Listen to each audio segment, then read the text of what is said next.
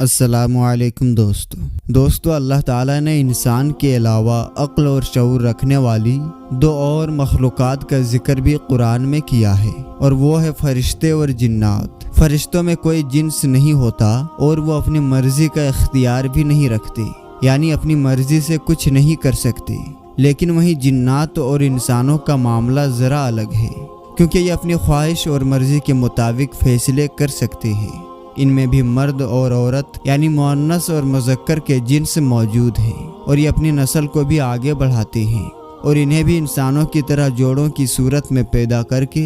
دنیا میں امتحان کے لیے بھیجا گیا۔ یہ بھی انسانوں کی طرح خواہش رکھتے ہیں کہ چاہے تو کسی بات کو مان لے یا چاہے تو انکار کر دے۔ یہ لوگ آپس میں شادیاں کرتے ہیں اور ان کی اولاد بھی ہوتی ہے۔ یہ آپس میں عشق، محبت، زناکاری اور فحاشی سب کر سکتے ہیں، جیسے انسان دنیا میں کرتے ہیں۔ قرآن کریم میں صاف طور پر یہ بیان ہوتا ہے کہ شیطان نے جب حضرت آدم علیہ السلام کو سجدہ کرنے سے انکار کیا تو وہ جنات میں سے تھا۔ اس کے بارے میں اللہ تبارک و تعالی فرماتا ہے کہ اس نے اپنے پروردگار کی نافرمانی کی، اور کیا پھر بھی تم مجھے چھوڑ کر اس کو اور اس کی اولاد کو اپنا دوست بناتے ہو، حالانکہ وہ تم سب کا کھلا دشمن ہے۔ ایسے ظالموں کا کیا ہی برا بدلہ ہے۔ ان قرآنی آیات کے اندر جہاں پر جنات کے اولاد کا ذکر موجود ہے تو اس کے ساتھ ساتھ یہ بات بھی صاف ہو جاتی ہے کہ ان کی اولاد ہوتی ہے، لیکن یہ اولاد کیسی ہوتی ہے، اس بات کا کیا ثبوت ہے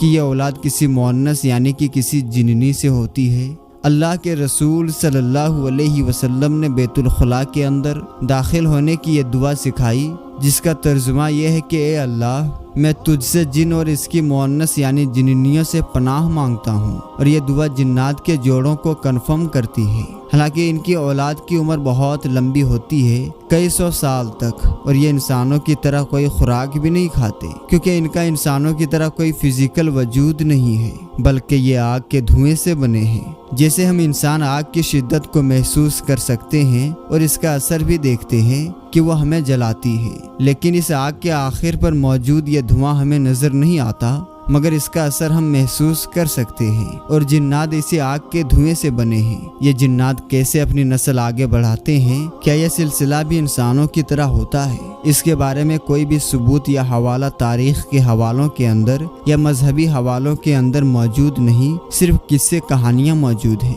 جس کی سچائی کے بارے میں کچھ بھی نہیں کہا جا سکتا۔ لیکن یہ حقیقت ہے کہ جنات کے اندر جسمانی عمل ہوتا ہے، اور یہ نہ صرف ان کے آپس کے اندر ہوتا ہے بلکہ یہ ایسا انسانوں کے ساتھ بھی کر سکتے ہیں، جیسا کہ قرآن کریم سے ثابت ہے کہ قرآن کریم کے سورہ رحمان کے اندر اللہ پاک فرماتا ہے کہ ان نعمتوں کے درمیان نیچی نگاہوں والی حوریں ہوں گی، جنہیں جنتی لوگوں سے پہلے نہ تو کسی انسان نے ہاتھ لگایا اور نہ کسی جنات نے۔ یعنی اس آیت مبارکہ سے یہ بات ثابت ہو گئی کہ یہ جنات جنسی عمل انسانوں سے بھی کر سکتے ہیں اور ان کی اولاد بھی ہو سکتی ہے۔ اور اس بات کا سب سے بڑا ثبوت ہے قیامت کے قریب آنے والا انسانوں کے لیے سب سے بڑا فتنہ دجال، جو کہ ایک انسان اور جن کی اولاد ہوگا۔ اس کی شکل و صورت تو انسانوں جیسی ہوگی، پر اس کی طاقتیں جناتوں جیسی ہوں گی، اور وہ اپنے شیطانی جنات کے قبیلے سے وفاداری کرتے ہوئے ابلیس کے مشن کو آگے بڑھا کر پوری انسانیت کو گمراہ کرنے کی کوشش کرے گا۔ اب دوستو، سب سے اہم سوال یہ ہے کہ یہ جنات انسانی جسم کے اندر آخر داخل کیسے ہوتے ہیں؟ یہ بات تو ہم سبھی لوگ جانتے ہیں کہ جنات انسانی جسم کے اندر داخل ہو کر انسانوں کو تکلیف پہنچا سکتے ہیں، اور شیخ الاسلام امام ابن تیمیہ کے مطابق جنات انسانوں کے اندر کبھی تو ان پر عاشق ہو کر داخل ہوتے ہیں، یعنی جن عورت پر اور جننی کسی مرد پر، اور کئی بار اس ملاپ کے بعد اولاد بھی پیدا ہوتی ہے، لیکن اس وقت یہ جن یا جننی انسانی شکل کے اندر سامنے موجود ہوتی ہیں، کیونکہ یہ جنات اپنی شکل بدلنے اور کسی انسانی یا جانور کی شکل کے اندر آنے کی اختیار رکھتے ہیں۔ یہ ایک ایسی سچائی ہے جسے بے شمار علماء کرام نے بیان کیا ہے، اور ساتھ ساتھ انسانوں کے جنات کے ساتھ شادی کو حرام بھی قرار دیا ہے، اور حرام قرار دینا اس بات کا ثبوت ہے کہ ایسا ممکن ہے، ورنہ اگر ایسا نہیں ہوتا تو حرام کہنے کا مقصد ہی کیا تھا؟ دوسری بات یہ ہے کہ اس طرح کی شادی کے رشتے کے اندر میاں بیوی والا کوئی بھی سلوک نہیں ہوتا، یعنی کہ وہ انسانوں کی طرح ذمہ داریاں نہیں اٹھا سکتے۔ اس کے علاوہ ان کی اگر اولاد ہوتی ہے تو عورت سماج میں کیا بتائے گی کہ یہ میرا بچہ کسی جن کا ہے؟ آخر اس پر کون یقین کرے گا؟ اس طرح سے سماج کے اندر فتنہ فساد شروع ہوگا اور اس لیے ایسا ہونے کے چانسز تقریباً نہ ہونے کے برابر ہے۔ علماء کرام کے مطابق جس طرح انسان اپنی شادیوں کے اندر خوشیاں منا کر ڈھول باجے اور ڈانس کا انتظام کرتے ہیں، بالکل ایسے ہی جنات بھی کرتے ہیں، اور نکاح اور کھانے پینے کا بھی انتظام ہوتا ہے۔ ان کے آس پاس میں قبیلے بھی ہوتے ہیں بالکل انسانوں کی طرح، اور جب بھی جنات کی کوئی شادی ہوتی ہے تو قبیلے کے سردار اور بڑے بزرگ اس شادی کے اندر شامل ہونے کے لیے جاتے ہیں اور دھوم دھام سے یہ شادی ہوتی ہے۔ جنات اور ان کے بچے ایک جگہ پر گھر بنا کر رہتے ہیں، اور کئی بار انسان کسی وجہ سے انجانے میں اگر ان بچوں کو نقصان پہنچا دے، جیسے کہ گرم پانی کو کسی سوراخ میں ڈالنا یا کسی جگہ پر گندگی ڈالنا، اور اگر انسان انجانے میں ان کے رہنے کی جگہ پر قبضہ کر لے تو یہ جنات انسانی جسم کے اندر داخل ہو کر